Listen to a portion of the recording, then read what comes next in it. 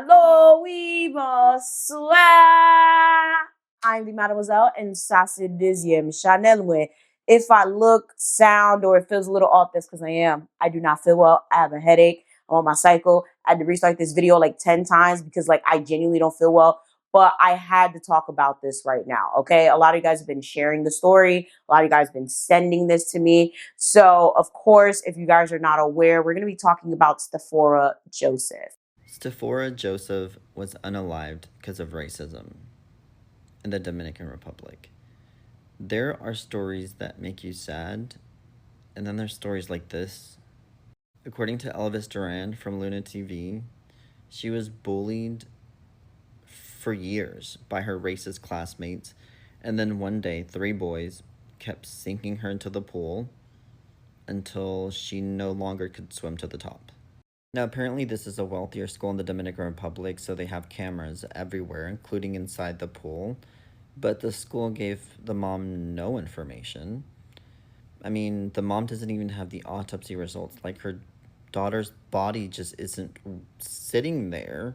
Like, she needs to get answers before she can bury or cremate her daughter, and no one seems to have any urgency. And you know what's crazy? Everybody and their mom is being racist towards Latinos right now. Like, we're literally being ran through the mud. And we ourselves are being racist, anti-black specifically. From that guy getting 17,000 likes for saying that really racist word, to Mexicans being racist against Miss Cote d'Ivoire, to this. So first things first, I'd like to say condolences to Stephora Joseph's family. This is probably one of the like saddest stories I've encountered in a long time. We've seen some sad shit, okay? Don't get me wrong, but this right here, yikes. Like, it truly a mess. Now, if you guys are not aware of all the details, Stephora Joseph was an 11-year-old Haitian girl living in the Dominican Republic. Unfortunately, she did lose her life recently to a drowning during a school trip. Now, this is such a heartbreaking story because obviously Haiti and Dominican Republic have an interesting history. I believe I've done a few videos about the topic. I will hope I remember to link them down below, but just in case I don't, just type in Chronicles of a Zoe, Dominican Republic, or Dominicans. You will find it, right? It's interesting because personally, I never knew Haitians and Dominicans had a problem until like college, when I took like Haitian literature and stuff like that. And, you know, I started getting like into social media and I would see people like, oh, well, like Hispanic people can't say the N-word, da-da-da-da, Dominicans don't think they black. And I'm like, huh? Like, that's when I started seeing like those me no black jokes and stuff. And I'm like, what is actually going on here? Like, I genuinely did not know. Like, where I'm from Jersey, right? Grew up in Elizabeth. Hispanic people definitely say the N-word. It is very normal. I was very confused when people was like, what? Like, Hispanics can't say the N-word. Like, so it was a little bit of a to me. And then that's when I started doing my research, right? I had this time in my life where I became like really, really into Haitian history and Haitian culture, right? Like, I've always knew who I was and I always loved being Haitian. But like when I got to college, like high school, college specifically, that's when I really started to delve deeper into the history and stuff like that, because like I was genuinely curious. And that's when I, you know, found out about the Parsley Massacre and how, you know, the Dominicans be treating the Haitians in their country and stuff. And I'm like, oh, wow, like this is actually bad. But even at that, like I still, every single time I see a Dominican, I'm like, hey, cousin, like I've never had any animosity towards them and they've never had any animosity towards me. But I also grew up in a predominantly Hispanic area, okay? Hispanic, Haitian, Jamaican, like it's a melting pot. So it's like, that is kind of interesting, even with diaspora wars that I've talked about numerous times on here. Hispanic people most of the time fought with the Haitians against Americans, right? So that's why I'm like, it was a culture shock to me. Like when I heard that other people were having issues with Hispanic people and hearing that they were racist and stuff like that. And it's no different for Haitians in the Dominican Republic, right? So let me just say straight up, shout outs to the Dominicans that aren't like this, right? Shout outs to the Dominicans who know who they are proud of who they are not racist, and most importantly, do not discriminate against Haitian people. Also, shout outs to the Dominican journalists that dug up the real information on this case, because they were willing to hide the fact that this child might have actually been murdered by her classmates. So allegedly. very, very heavy on the allegedly. Stephora was held down under the water repeatedly. It was believed that she was held down at least twice. She came back up, but the third time she did not resurface. From what I understand and a lot of different reports, her mother wasn't even really told the truth. She kind of was just told like, hey, there was an accident. You need to come to the hospital. And that is when she was met with the reality that her daughter had been deceased and there had been something that happened at the pool. They didn't give her any autopsy or anything like that. And to this day, she still has no answers. Now, this whole entire situation happened around the first week of November. We are now in December, and now the story is going viral because honestly, her family wants answers, rightfully so. Because what makes everything even crazier is the fact that apparently, Dominican Republic does not allow trips to pools at all anymore since 2009. But some way, somehow, the school ended up doing one anyway. Also, remember, right, this place that they went to, this villa or whatever, had no lifeguard, no medical staff, no supervision, no safety precautions. Like, the list just goes on and on and on and on. And it's just like, I hate the fact that parents trust school so much with their kids. I really do, because me working in the school system in America, where a lot of people be acting like, the land of the free or whatever, piss poor. Like, piss poor, piss poor, piss poor. And I just be sitting there sometimes thinking to myself, like, if only these parents could actually sit in here on a real day and see exactly what their kids are subjected to, right? Now, in some cases, it's just basic, like, probably shouldn't be doing that. But in a lot of ways, it is a safety hazard. Like, a lot of stuff that happens in school is a safety hazard. A lot of things that happen in school, it's like, one wrong move, one wrong decision, one wrong movement, and it's like it all goes left and you on CNN. So it's just absolutely insane that, like, to this day, like, parents still truly trust their kids at these schools. And it's like, I remember being like in high school and like lying to my parents saying like, oh, I'm gonna be in school doing this. Whole time I'm at a boy house, whatever. But just because I said I'm gonna be at school, they believed me, right? And it's just like, that is wild. Because it's like, it could be like 10 o'clock. If I say I'm at school, they're like, oh, okay, it's a project. It's like a lot of parents. And it sucks that you can't trust your kids in school, right? You can't trust the people at the school to wholeheartedly take care of your kids the way you would. You really can't. It sucks that you can't, but it sucks that y'all do trust these people that much, right? Yes, they're with your kids a majority of the day, but the problem is a lot of parents don't check in at all. A lot of parents just sit there and they just, oh, well, I'm at work. Oh, well, I'm at school. Oh, well, all right. They go to school, come back. It is what it is. I see them when I see them. Like, it's not that deep. All this extra shit. And it's just like, it's not how it should be. Genuinely, it's not how it should be. I genuinely feel like a lot of people need to get a reality check. Okay, like if you're a parent or whatever the case may be, like y'all need to start doing the work, because these schools just be doing anything. They should not have been allowed. They should have been reported for doing that goofy shit. Like, the hell y'all taking these kids out the building for? To a private villa nonetheless, right? So also keep in mind, this was actually a trip for academic excellence. It was like a reward. All the kids that went on the trip had really good grades, so going to the pool was supposed to be something that was fun. It was an incentive. Now it's a tragedy. Now, let me just say, right, I'm not trying to blame the mom. I'm not. I'm making an observation in general in regards to how parents seem to really trust these schools when they should not be trusted. There's this running joke, right? And this running idea that all Dominicans hate Haitians or all Haitians hate Dominicans. And genuinely, that's not true at all. I've also talked about that at length. Contrary to popular belief, both the countries need to coexist amicably in order to survive. And they have been doing so for a very long time. And they've been commingling. They've been, whatever. Like you see a lot of half Haitian, half Dominicans. Like I literally have a half Haitian, half Dominican girl in my class right now, right? Like it's crazy. I've cousins that are also half Haitian, half Dominican. So it's like, contrary to people thinking that we hate each other, at the end of the day, I don't think it's a visceral that we have. I feel like the media plays it up way more than it is. However, there is something that needs to be said about how the government deals with Haitians, right? Historically, we already know that it's always been a thing, and it's always been a bout of confusion around how Dominicans celebrate two Independence Days, one from Haiti and the other from Spain. It's literally absolute insanity, and it does kind of highlight this story in a sense, right? So unfortunately, Stephora was not having a good time at her school leading up to this incident, right? She constantly talked about being bullied to her mom, saying that the kids were calling her a dirty black, saying that she wanted to change her skin tone. And this is something that is very, very rampant in Haiti and DR. Like, colorism is very, very big.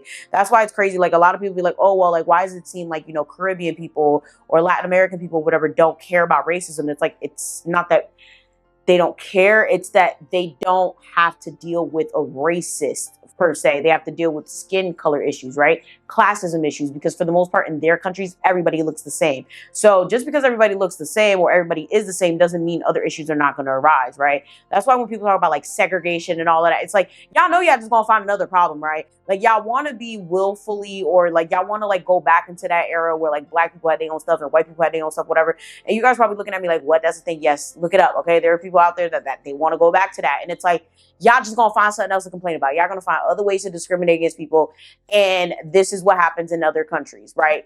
It is a huge thing to be light skinned, okay, from Asia to the Caribbean and everything in between. Literally, there's Asians that skin bleach. Can you believe that? Like, there's Asians that skin bleach, people from India who skin bleach, obviously people in the Caribbean who skin bleach, right? And that's where it starts. It starts in these schools. It starts at home sometimes, right? A lot of times it's your family bullying, right? Sometimes your parents are your first bullies. And it translates into so many things, because especially when it comes to Caribbean and Latin American countries, etc., light is right, okay? Lighter is better. And it's just so unfortunate that this little girl had to succumb to this. What's even sadder about this is this child is unintentionally becoming a martyr for what has always been a conversation that Haitians have brought up, right? And that is that there is a complete disregard for Haitian life in the Dominican Republic, right? There are many Haitians that live in Dominican Republic because that's just, you know, where they found themselves, right? A lot of Haitians were born there. Some of them had to flee there. Some of them went to school there, and it's the same thing, vice versa. But see, this is the thing, right? You're never going to hear anything about Haitians disrespecting Dominican Republics that happen to be in Haiti, sell in Haiti, live in Haiti, etc. Right? You never hear it because it's something that doesn't happen, because Haitians are very accepting, very nice, low-key, borderline sumun type of people, okay? Haitian people are nice to everybody that's nice to them, and people are very inviting, right? Until they're not. But when it comes to Dominicans, I personally have never seen a Haitian discriminate against a Dominican person. Personally, let me know if it's different down below. I feel like that's where for me, that's where the conversation kind of gets very like black and white, because it's like, I've never seen my people disrespect y'all, but it's always something about y'all disrespecting us, and that's what I don't like. That's why I said, you know what? Shout out to the Dominicans that see the shits, okay? That know the shits and aren't sitting there trying to make excuses for their people, because that's just what it is, right? Sometimes it's really hurtful being Dominicans and trying to like argue with people from the Dominican Republic about the history of the Dominican Republic, because it's like, every single time that I talk with anybody, and I'm like, isn't it crazy that we celebrate our independence from Haiti, when Haiti was actually the one that helped us get our independence from Spain? You know, like, we were colonized by Spain, we were controlled by Spain, and like Haiti freed themselves from France, and then Haiti helped our side of the island to get, you know, free. And we all just made one big black island under the name of Haiti. But then our founder father, Juan Pablo Duarte, he came from the U.S. after being indoctrinated in the U.S. and went to the Dominican Republic, what we know now as the Dominican Republic, and fought the occupation of Haiti. At the end of the day, so many people die because, like, obviously, in the government back then did not want to have two islands. It would be so stupid to like divide the island in two. We would just like be weaker. We would be a weaker black island. But then at the end of the day, all the descendants of like all that rape. Sorry, I shouldn't say that. All the descendants of rape, basically, of the Spanish government, they thought that they were just closer to being that, to being, you know, Spaniard, and like they just wanted to separate themselves from being black. And we've been teaching that story over and over again, that Haiti was like colonizing us or something like that, that we were oppressed by Haiti. Like, oh my God, we're just like a really strong black island. And at the end of the day, since we did not want to be that because of racism and we want to be so close to our rapists, we just continue to teach the story over and over again. So it's like, I find Dominicans and I have these conversations, and it's like some of them agree with me, some of them are really against what I'm saying. It's like, that's literally what it is. Like, I appreciate honesty. I appreciate people that know what it is and aren't going to sugarcoat because they are, you know, it is what it is, right? I hold Haitians accountable all the time. I hold Black people accountable all the time. I hold women accountable all the time. Like, it's not just going to be, oh, well, because I'm a girl or because I'm da-da, I'm going to, no. I don't cap for anyone. And I feel like when it comes to a lot of Dominicans, they have a hard time understanding that their people can be racist towards someone just because they're Black, especially because a lot of them are Black themselves, right? That's the crazy part. A lot of these Dominicans be out here talking all this shit. They're Black, okay? A lot of them look just like Haitians. I literally have this one Dominican girl in my class, like Black. Like, literally, you would never know. Like, I didn't even know she was Dominican. Like, she had to tell me, like, yeah, like, I'm Dominican. I'm like, what? That's like, y'all, the identity issues need to be addressed with them before we can go even into the racism or whatever. Because realistically, the way that Haitians are treated, okay, the way they get their entire existences, okay, revoked in DR is just disgusting, and it's really disappointing, right? And it just gets to a point. Now, I understand Haiti has its issues, and that's why the Dominican Republic treats Haitians the way they do. Like, honestly, let's be real. The way Haitians act, it's fucking embarrassing, okay? Y'all got vandals out here running fucking loose. Y'all out here wakale cutting their heads off because they cutting y'all heads off. And then it's like, y'all can't get a government to save y'all lives. Y'all can't vote right, even when they do try to give you a government, okay? It's just like, it is a joke. And to be honest, unfortunately, Dominican Republic has to suffer the consequences of the bullshit that Haiti does. That's just the fact of the matter. I already told you, I hold everybody accountable, right? The fact of the matter is, unfortunately, the DR does have to suffer the grunt of all the nonsense that Haiti does. And I really feel like that's part of the animosity that they're having. But honestly, this started from day one, right? They didn't like that we got our independence. They wanted to stay free. We tried to free them. Now they talk about, oh, well, we celebrate independence from y'all and them. It's like, that don't even make sense. And it really shows exactly what we're talking about here, right? It's like, niggas try to free you and you talk about some, oh, well, no, they enslaved us. Like, no, y'all wanted the colonizers to come back. And that's crazy. If, like, for people that really know, right, the history of Hispaniola, the history of Dominican Republic and Haiti and all of that, okay? From the good to the bad to the in-between and stuff like that. Y'all know exactly what I'm talking about, right? Like, there's so much that goes into it. There's so many genocides, okay, that have taken place on that island of each other. And it's just like, for the what, though? Okay?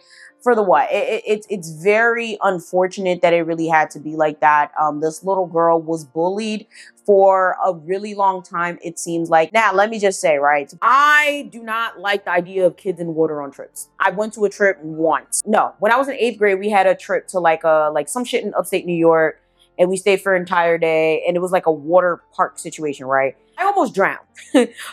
And it's like, yo, I think about that all the time, like, yo, I could have literally died. And throughout my life, there's been occasions of people passing away because of a beach trip, a pool trip, stuff like that. And I'm not talking about with their families. I'm talking about with the school, with the church, with the nonprofit, etc. And it's like, I personally don't think kids in water mix, okay? If y'all don't know, I'm a dance teacher. I work in education, etc. Well, I'm a dance coach. I need to get you to say that. I'm a dance coach.